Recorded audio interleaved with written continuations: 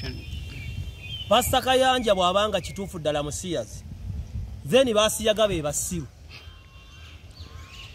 Obantu abagamba nti Museveni yabba akalulu basiru. Museveni n'ababba 96. N'ababba 2 n'ababba 2 n'ababba 216 n'ababba 211 n'ababba 221 ne musunda ebitwe ne mudda 226 nga temwebuzizza ngeri gy'ababbamu mubeera basiru. Pastor Kayanja babadde bagamba nti musiyazi okumala emyaka gigenda mwaga okuva myaka gya 8 mu 7 8 eyo 9 bagamba Pastor Kayanja muki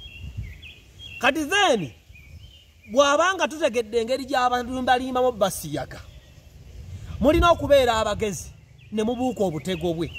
mube baali basiyaze siwuli agamu nti pastor yagamba nti gwe gundi seremba yemukankusiyage n'amusiyagira ku kituuti bagamba abalimbalimba batwala ebweru abatwala mu faamu ze abalimbalimba amawofiisi ge yeefuula agenda bayamba kati abaana abo kyokka kwabo tekuliko mwana muto wa myaka 8 bavubuka bakulu abavaayo ne bagamba Pastor Kayanja akola ki yatusiyaga kitegeeza bategeera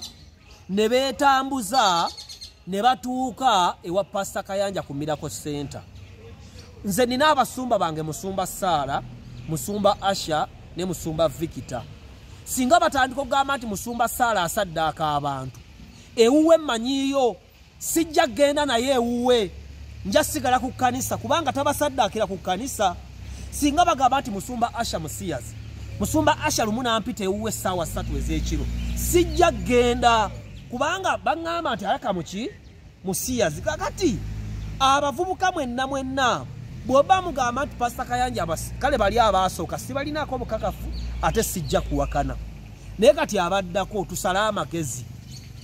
bw'oba osabira ku Miracle Center nga kkanisayo tuula mu yeekaalu service wedda tambuladde ewuwo. Pastor Kayanja bakuyita okuwa omulimu baba bakuwa omulimu n'ozuula ngwa Pastor Kayanja resigning avaawo bakutwala mu office n'okugulawo nga ya Pastor Kayanja duka misinde tulekeraawo okuddamu okugamba nti Pastor Kayanja muki musiyazi kuba singa anaavaayo omulala agamba nti Pastor Kayanja musiyazi ajja kuba musiru abadde akiwulira abadde amulaba abadde asabirayo tuula mu yeekaalu service weggwa mpozi nga mugamba nti abasiyagira ku kituuti kuba service z'ebiseera ebisinga ndabazibeera online siraba nkonga asiyaga ku kituuti naye njagala nkendeeza ekigamba naffe yatusiyaze ne wayita emyaka 2 pasere yansi bannange baganda bange muli baana bato oba bw'oyingira mu mpozi ngambe nti bw'otuuka bw'oti ku Miracle Center n'oyingira mu compound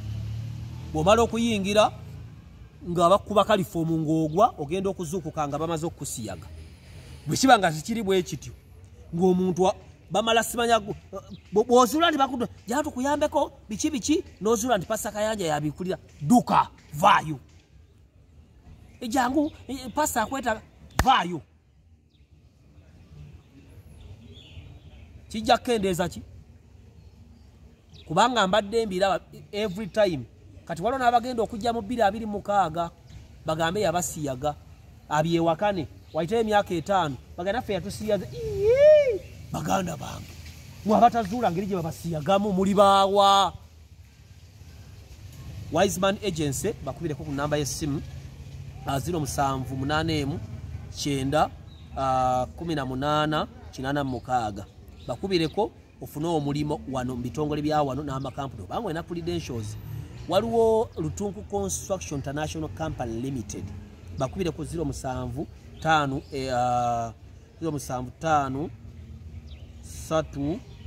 13 075 eri bweto naye agenda giteekawo wansi bakusibira ennyumba neggwa nebeera nnungi nnyo. YouTube yange mutukuvu oba bakubira ku simu 07 0 temuddamu gamba nti Pastor Kayanja bali abasooka kale kakome kwabo naye abaddako mubeere beegendereza genda mu yeekaalu ku Miracle Center saba fuluma genda kuba omusajja tebamukwata yennyini abyewakana ate buli nnaku batusiyaze abagamba nti bantu bakulu ate basiyagira ku kituuti oba mu compound kiteeza abasiyagira mbusenge obanga abako gyabalimba limba nakola ki kati lwaki mulimba limba lwaki mulimbibwa limbibwa nga muli bantu bakulu oba munonya amakanisa amalala awulira nga bagamba tani pastor akamusiyazi dukayo genda ku voice ya musumba sana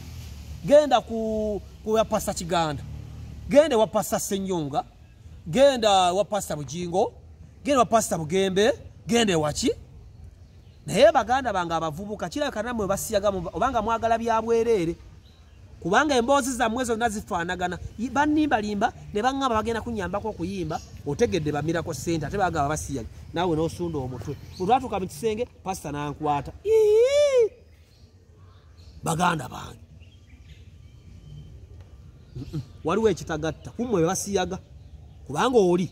buli akumumulumiriza misango nagiwangula kati mubeere begendereza nze nkugambye singa bagamba nti musumba Sala oyo gwolaba asaddaaka nnyo abantu musumba Sala nampita ewuwe gy'abeera tobbi mbadde nkwagala musumba dibbiza sijja kukola ki neneebuzaabuza ne sigenda mpona okunsaddaaka ndowoozaga magezi ga bwa Katonda ekirala ndi mulokole sabira musumba Sala mikisa tuliyo tulwanagana na bulokozi ati obulokozi lutalo Yesu yagamba nti okuva leero n'omulembe ejidda obwakabaka bwa Katonda ngumi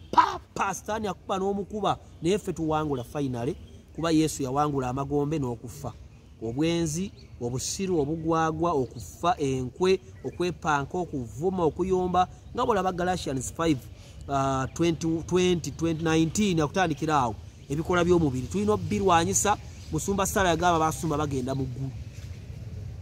era agamba batasa togenda mu ggulu vaawo nonye kanisa endala naye atwala abantu muki and if person nga Joe ono bwe yagambye omwana ani Papa Sidi yagambye musiyazi nange Frank Lysen ndi musajja mulokole ndi musajja muki mulokole nakkiriza Kristo era nze Katonda yandiployinga wonna ntambula mpola ng'obulamu Mukama bwakola atya bwabutwala nawe Mukama akuwa ekisokkirize Kristo osobola okubira ku musumba Sala noga musumba Sala simu ye eri 07 04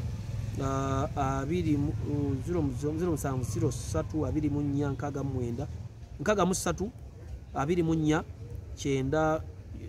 yagiteekawo nyaginonya leero nalabidde namba z'essimu naye kale kubira ku yansi 07 04 nga njagala musumba Sala kunsabirako oba kulokoka nze nja mukutuusaako okkirize Kristo onoonye kanisa mwoyo nga bwakulambise oba ojje mu kanisa ffe tusabe naye si kusabira online pozi ng'oli bweru wa ggwanga but if you can access church go and pray repent fast give money to the poor give the tithe give the offering as the Spirit of God has told you to do so because you are moving as per the instructions of Yahweh the Most High God omwana we ate Yesu Kristo ekigambo kya Katonda status based